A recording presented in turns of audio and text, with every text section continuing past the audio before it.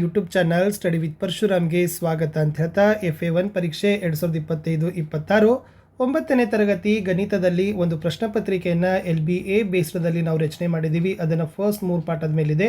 So ವಿಡಿಯೋನ like share ಮತ್ತು subscribe ಮಾಡೋದನ್ನು ಮಾತ್ರ ಮರೆಯದಿರಿ ಅಂತ ಇನ್ನೊಮ್ಮೆ ಹೇಳ್ತಾ, ಆಲ್ರೆಡಿ ನಾನು ನನ್ನ ಯೂಟ್ಯೂಬ್ ಚಾನಲ್ನಲ್ಲಿ ನಿಮಗೆ ಕನ್ನಡ ಕ್ವಶನ್ ಪೇಪರ್ ಕೊಟ್ಟಿದ್ದೀನಿ, ಇಂಗ್ಲೀಷ್ ಕೊಟ್ಟಿದ್ದೀನಿ, ಹಿಂದಿ ಕೊಟ್ಟಿದ್ದೀನಿ, SS ಇದೆ. ಸೊ ಇವಾಗ ಮ್ಯಾಥ್ಸ್ ಇದೆ, ಸೈನ್ಸ್ ಕೂಡ ಬೇಗನೆ ಅಪ್ಲೋಡ್ ಮಾಡ್ತೀವಿ ಅಂತ ಹೇಳ್ತಾ ಈ ಪ್ರಶ್ನೆ ಪತ್ರಿಕೆ ಮತ್ತು ಈ ಆನ್ಸರನ್ನು ನಾನು ಏನು ಮಾಡ್ತೀನಿ ಅಂತಂದರೆ ತೋರಿಸ್ತಾ ಹೋಗ್ತೀನಿ. ಸೊ ಮುಂದೆ ಏನಿದೆ ಅಂತಂದರೆ, ಮೊದಲ ಪ್ರಶ್ನೆ ಇತ್ತು ಬಹು ಆಯ್ಕೆ ಪ್ರಶ್ನೆಗಳಂತ ಇದ್ದಾವೆ. ಓಕೆನಾ. ಸೊ ಒಟ್ಟು 3 ಪ್ರಶ್ನೆಗಳಿದ್ದಾವೆ. ಪ್ರತಿ ಸರಿಯಾದ ಉತ್ತರಕ್ಕೆ 1 ಅಂಕ, 3 ಪ್ರಶ್ನೆ 3 ಅಂಕ ಇದ್ದಾವೆ. ಸೊ ಫಸ್ಟ್ ಕ್ವಶನ್ ಏನಿತ್ತು ಅಂತಂದರೆ, √6 × √27ನ ಬೆಲೆಯನ್ನು ಕಂಡುಹಿಡಿಯಿರಿ ಅಂತ ಕೇಳಿದರು. So very easy. Option B 9√2 ಅಂತಕ್ಕಂಥದ್ದು ಏನಾಗ್ತದಪ್ಪ ಅಂದ್ರೆ ಅದರ ಬೆಲೆ ಆಗ್ತದೆ. ಸೊ ಇದು option B is the correct answer.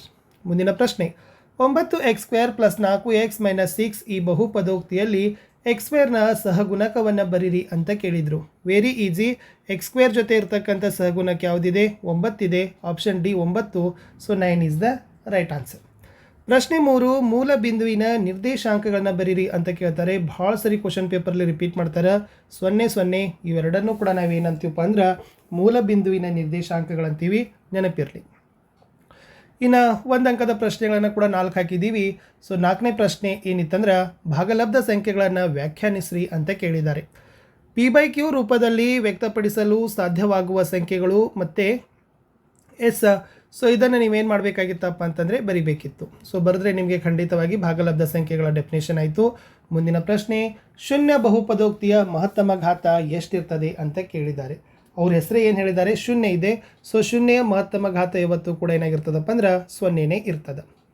ಇನ್ನು 6ನೇ ಪ್ರಶ್ನೆ ಇತ್ತು, X ಅಕ್ಷ ಮತ್ತು Y ಅಕ್ಷ ಎರಡರ ಮೇಲೆ ಇರುವ ಬಿಂದುವಿನ ನಿರ್ದೇಶಾಂಕಗಳು ಏನಿರ್ತಾವ ಅಂತ ಕೇಳಿದರು. ಸೊ ನೋಡಿ, X ಅಕ್ಷ ಮತ್ತು Y ಅಕ್ಷ ಎರಡರಲ್ಲಿ ಕೂಡ ಇರ್ತಕ್ಕಂಥ ನಿರ್ದೇಶಾಂಕಗಳು 0 ಮತ್ತು 0 ಅನ್ನೋದು ಕೂಡ ಗೊತ್ತಿರಲಿ. ಮುಂದಿನ ಪ್ರಶ್ನೆ ಏನಿದೆ ಅಂತಂದರೆ, 6 - 3 ಬಿಂದುವಿನ ಲಂಬ ಸೂಚಕ ಮತ್ತು ಕ್ಷಿತಿಜ ಸೂಚಕಗಳನ್ನು ಬರೀರಿ ಅಂತ ಕೇಳಿದರು.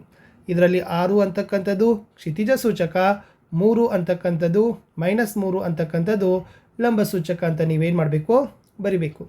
ಇನ್ನು 2 ಅಂಕದ 3 ಪ್ರಶ್ನೆಗಳಿದ್ದಾವೆ. ಸೊ ವೆರಿ ಇಂಪಾರ್ಟೆಂಟ್ ಆಗಿರ್ತಕ್ಕಂಥ ಪ್ರಶ್ನೆ 8, 1 ಮತ್ತು 2ರ ನಡುವಿನ 4 ಭಾಗಲಬ್ಧ ಸಂಖ್ಯೆಗಳನ್ನು ಕಂಡುಹಿಡಿಯಿರಿ ಅಂತ ಕೇಳ್ತಾರೆ. ಭಾಳ ಈಸಿ ಕ್ವಶನ್ ಅದ, ಬಟ್ ಅಷ್ಟೇ ಏನಾಗದಪ್ಪ ಅಂತಂದ್ರೆ ಇಂಪಾರ್ಟೆಂಟು ಅದ. ಏನು ಮಾಡೋದಂತಂದರೆ, ನೀಡಿರೋ ಸಂಖ್ಯೆಗಳನ್ನು 2ರಿಂದ ಗುಣಿಸಿ ಭಾಗಿಸಬೇಕು. ಸೊ 1ನ್ನು ಒಂದು ಸರಿ, 4ನ್ನು ಒಂದು ಸರಿ ಗುಣಿಸಿ ಭಾಗಿಸಿ ಅಂತ ಹೇಳಿದ್ದಾರೆ. ಸೊ ಫಸ್ಟ್ ನೋಡೋಣ, 1ನ್ನು 1 × 5 / 5 ಬರೆದ್ರೆ ಎಷ್ಟಾಯಿತು? 5/5 ಬಂತು. ಮುಂದಿನ ಸಂಖ್ಯೆ 4 ತಗೊಳ್ಳೋಣ. ಓಕೆನಾ. 1ರ ಮುಂದೆ ಯಾವ್ದು ಬಂತು? 2 ಇದೆ. 1 ಮತ್ತು 2ರ ನಡುವಿನ ಅಂತ ಕೇಳಿದ್ದಾರೆ. ಸೊ 2 ಅಂದರೆ 2 × 5/5 ಬಂದರೆ ಎಷ್ಟು? 10/5 ಬಂತು. ಇವೆರಡರ ನಡುವಿನ ಸಂಖ್ಯೆಗಳು ಇಟ್ ಮೀನ್ಸ್ 6 5 7 5 8 5 9 5. ಇಟ್ ಮೀನ್ಸ್ 6/5 7/5 8/5 ಮತ್ತು 9/5 ಅಂತಕ್ಕಂಥ ಸಂಖ್ಯೆಗಳನ್ನು ಬರೆದ್ರೆ ನಿಮ್ಮ ಉತ್ತರ ಕರೆಕ್ಟ್ ಆಗ್ತದೆ. ಇದು ಮೋಸ್ಟ್ ಇಂಪಾರ್ಟೆಂಟ್ ಆಗಿರ್ತಕ್ಕಂಥ ಪ್ರಶ್ನೆನೇ ಇತ್ತು. ಮುಂದಿನ ಪ್ರಶ್ನೆ, ಡಿಗ್ರಿ 35 ಆಗಿರುವ ದ್ವಿಪದೋಕ್ತಿಗೆ ಮತ್ತು ಡಿಗ್ರಿ 100 ಆಗಿರುವ ಏಕಪದೋಕ್ತಿಗೆ ಉದಾಹರಣೆಗಳನ್ನು ಕೊಡ್ರಿ ಅಂತ ಕೇಳಿದರು. ಭಾಳ ಈಸಿ ಅದ. ಡಿಗ್ರಿ 35 ಅಂದರೆ ಘಾತ 35 ಇರಬೇಕು. ಸೊ 6x⁵35 - 50x ಅದ. ಡಿಗ್ರಿ 100 ಅಂದರೆ 25x ಘಾತ 100 ಅನ್ನೋದನ್ನು ಬರೆದಿದ್ದೀವಿ. ಇಷ್ಟು ಈಸಿಯಾಗಿ ನೀವೇನು ಮಾಡಬೇಕಾಗಿತ್ತಪ್ಪ ಅಂದ್ರೆ ಬರೆದ್ರೆ ನಿಮಗೆ ಮಾರ್ಕ್ಸ್ಗಳನ್ನು ಕೊಡ್ತಿದ್ರು. ಮುಂದಿನ ಪ್ರಶ್ನೆಗೆ ಹೋಗೋಣ. ತುಂಬ ಮೋಸ್ಟ್ ಇಂಪಾರ್ಟೆಂಟ್ ಆಗಿರ್ತಕ್ಕಂಥ ಪ್ರಶ್ನೆ ಇತ್ತು. ಈ ಕೆಳಗಿನ ಬಿಂದುಗಳ ನಿರ್ದೇಶಾಂಕಗಳನ್ನು ಬರೀರಿ ಅಂತ ಕೇಳಿದರು. ಇಲ್ಲಿ x ನಿರ್ದೇಶಾಂಕ 5 ಆಗುವ x ಅಕ್ಷದ ಮೇಲಿರುವ ಬಿಂದು ಅಂತ ಕೇಳಿದ್ದಾರೆ. x ನಿರ್ದೇಶಾಂಕ ಇದೆ. ಓಕೆನಾ. 5 ಆಗಿರ್ತಕ್ಕಂಥದ್ದು ಇದೆ. ಸೊ ಅದೇನಾಗ್ತದಪ್ಪ ಅಂದ್ರೆ 5 0 ಅಂತ ಉತ್ತರ ಬರಬೇಕು. ಇನ್ನು y ನಿರ್ದೇಶಾಂಕ -2 ಅದ. ಅದರ ಮೇಲೆ ಇರ್ತಕ್ಕಂಥ ಬಿಂದು ಅಂದರೆ 0 ಮತ್ತು -2 ಅಂತ ಬರೆದ್ರೆ ಉತ್ತರ ಕರೆಕ್ಟ್ ಆಗ್ತದೆ. ಇನ್ನು 3 ಮಾರ್ಕ್ಸ್ಗೆ ನಾವು ಏನು ಮಾಡಿವಿ ಅಂದ್ರೆ, ಸೊ ನಿಮಗೆ ಏನು ಕೊಟ್ಟಿದ್ದಾರೆ? ಬಹುಪದೋಕ್ತಿಗಳನ್ನು ಕೊಟ್ಟಿದ್ದಾರೆ. ಈ ಬಹುಪದೋಕ್ತಿಗಳನ್ನು ನೀವು ಹೇಗೆ ವಿಂಗಡಿಸಬೇಕು? ರೇಖಾತ್ಮಕ ಯಾವಿದಾವ, ವರ್ಗ ಯಾವಿದಾವ, ಘನ ಯಾವಿದಾವ ಅನ್ನೋದನ್ನು ನೀವೇನು ಮಾಡಬೇಕು? ವಿಂಗಡಿಸಿ ಬರಿಬೇಕು. ಸೊ ಸರಳ ಬಹುಪದೋಕ್ತಿ ಅಂತ ಕರಿತೀವಿ ರೇಖಾತ್ಮಕ. ಅದರ ಘಾತನೇ ಇರೋದಿಲ್ಲ. ಸೊ ಯಾವುದಕ್ಕೆ ಘಾತ ಇಲ್ಲ? 1 + x ಮತ್ತು 3t. ಬಟ್ ವರ್ಗ ಬಹುಪದೋಕ್ತಿಯ ಘಾತ ಎಷ್ಟಿರಬೇಕು?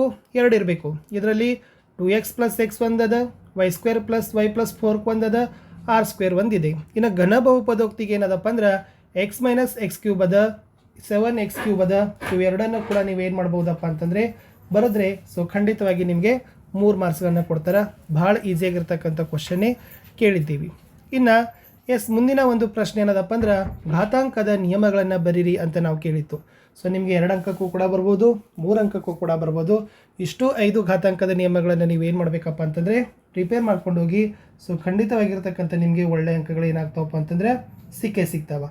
ಇಷ್ಟಿತ್ತು ಈ ವಿಡಿಯೋದಲ್ಲಿ ಅಂತ ಹೇಳ್ತಾ ಇಲ್ಲಿಯವರೆಗೆ ವಿಡಿಯೋವನ್ನು ವಾಚ್ ಮಾಡಿದ್ದಕ್ಕೆ ಧನ್ಯವಾದಗಳು. ನಮ್ಮ ಯೂಟ್ಯೂಬ್ ಚಾನಲ್ನಲ್ಲಿ ಸ್ನೇಹಿತರೆ ನಾವು ಸುಮಾರಾಗಿರ್ತಕ್ಕಂಥ ವಿಡಿಯೋಗಳನ್ನು ನಿಮಗಾಗಿ ಹಾಕಿದ್ದೀವಿ.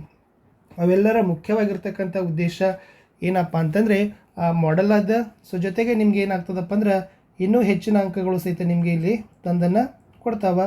ಸೊ ಇಷ್ಟನ್ನು ನೀವು ಪ್ರಿಪ್ರೇಷನ್ ಮಾಡಿದ್ರೆ ಖಂಡಿತವಾಗಿರ್ತಕ್ಕಂಥ ಒಳ್ಳೆಯ ಅಂಕಗಳನ್ನು ನೀವು ಗಳಿಸ್ತೀರಿ. ಸೊ ನಾನು ಸಿಗ್ತೀನಿ ಇನ್ನೊಂದು ಹೊಸ ವಿಡಿಯೋದಲ್ಲಿ. ಇಲ್ಲಿಯವರೆಗೆ ವಿಡಿಯೋ ವಾಚ್ ಮಾಡಿದ್ದಕ್ಕೆ ಧನ್ಯವಾದಗಳು. ಹೆಚ್ಚಿನ ಒಂದು ಪ್ರಶ್ನೆಗಳು ನಿಮ್ಗೆ ಏನಾಗಿರ್ತಾವಪ್ಪ ಅಂತಂದರೆ ನಮ್ಮಲ್ಲಿ ಸಿಗ್ತಾವೆ. ಸೊ ಖಂಡಿತವಾಗಿ ಅವುಗಳ ಬೆನಿಫಿಟನ್ನು ತಾವುಗಳು ಕೂಡ ತೆಗಿಬೋದು. ಇವೆಲ್ಲ ಮಾಡೆಲ್ ಕ್ವಶನ್ ಪೇಪರ್ ಇದ್ದಾವೆ. ಬಟ್ ಇಲ್ಲಿರ್ತಕ್ಕಂಥ ಲೆಕ್ಕಗಳೇನು ಹೇಳಿದ್ದೇನಲ್ಲ ಬೇಸ್ ನಿಮಗೆ ಕ್ವಶನ್ಸ್ ಇಂಪಾರ್ಟೆಂಟ್ ಇದ್ದಾವೆ. ಓಕೆನಾ? So Kannada question paper all ಹಾಕಿದ್ದಾವೆ ನೋಡಿ. ಪ್ರತಿ ಪಾಠದ ಪ್ರಶ್ನೋತ್ತರಗಳಿದ್ದಾವೆ. ಅವುಗಳನ್ನು ಸಹಿತ ನೋಡೋದನ್ನು ಮಾತ್ರ ಮರೆಯದಿರಿ ಅಂತ ಹೇಳ್ತಾ ಇಲ್ಲಿಯವರೆಗೆ ವಿಡಿಯೋ ವಾಚ್ ಮಾಡಿದ್ದಕ್ಕೆ ಧನ್ಯವಾದಗಳು. ಸೊ ನಾನು ಸಿಗ್ತೀನಿ ಮತ್ತೆ ಹೊಸ ವಿಡಿಯೋದಲ್ಲಿ. ಅಲ್ಲಿವರೆಗೂ ಟೇಕ್ ಕೇರ್, ಬಾಯ್.